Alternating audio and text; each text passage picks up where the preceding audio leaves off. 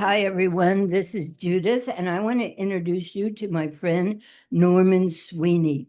Norman just wrote a book called This Is You Made by Earth. He wrote volume one, which tells about your life, Norman, and I Yes. enjoyed that so much. I'm really looking forward to volume two, which is an extension of the introduction you gave to This Is You Made by Earth. So tonight, you promised me we're going to talk about your chapter, The Grass Isn't Always Greener.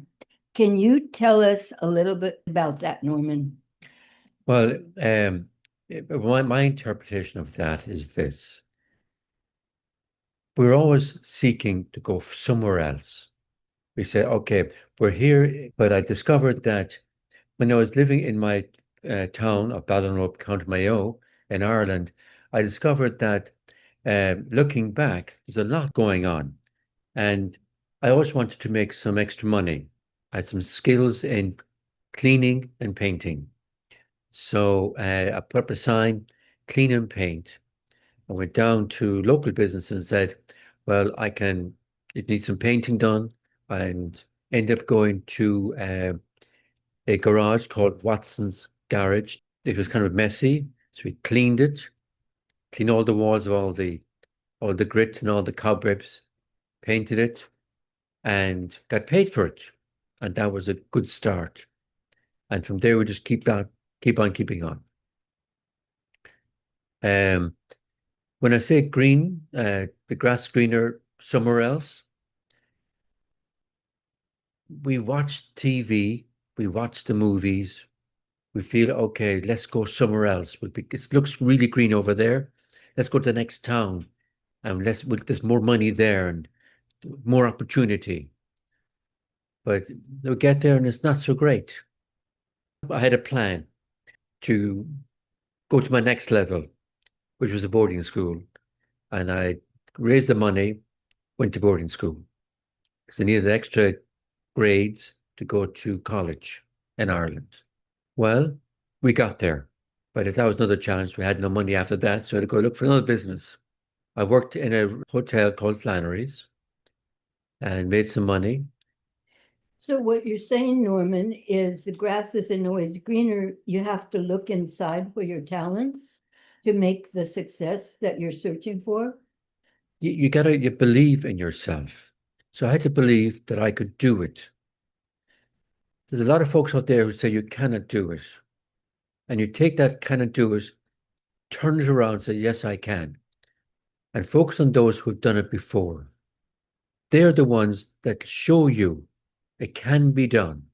Well, how can you find the gifts inside of you that show you the path you should take? In order to understand, for example, painting and cleaning, you have to study and learn to do the best possible job you can do. People see that you're willing to make the effort. You had mentioned in your book how it's so important to know what your talents are and to use those talents in order to make your life successful. So, in other words, don't just go out and get any job. You want to seek out the jobs for something you love. I always wanted to travel and go places. But in order to go travel and go places, you needed funds. But more important, I wanted to get a college education.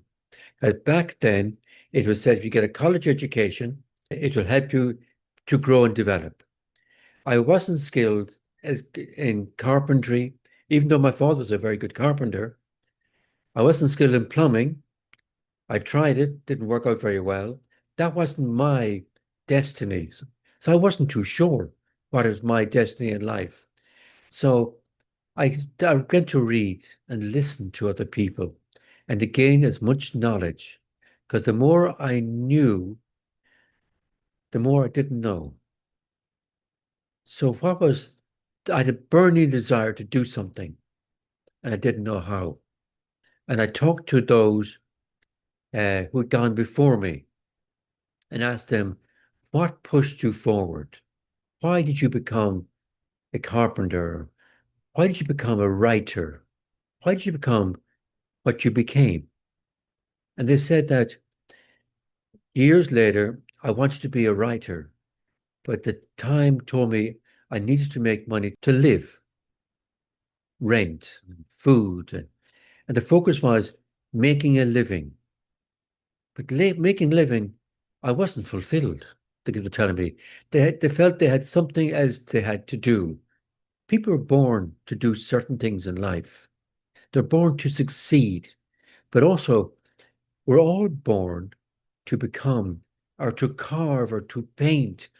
And if we look back in time, if we did that ourselves there and then and knew how to do it, then the wealth would come to us. Look at Picasso and all those well-known painters and sculptors. They pursued what they wanted to do, and the wealth came to them because they were a reflection on folks who made money but wouldn't feel satisfied in their lives. So they saw in Leonardo da Vinci or a painter or a sculptor what they wanted to be. So they gave them the funds, the wealth, and the money to pursue what was their passion, their journey, what they're meant to be. That is so beautiful. That is so well said. Oh. But I ask you, Norman, how do you find what your passion is? How do you know what it is? I think our inner self tells us to. We all are born to do something. And you open your mind and your soul and your interpretation of around you and in you, it'll come to you. And I find as well, when you get pen and paper, you write down your thoughts and your ideas and your what inspires you to get up in the morning, basically. It doesn't matter what age you are. It doesn't matter. Pen and paper, I know it sounds old-fashioned, but pen and paper, you can see it and you can review it and look at it.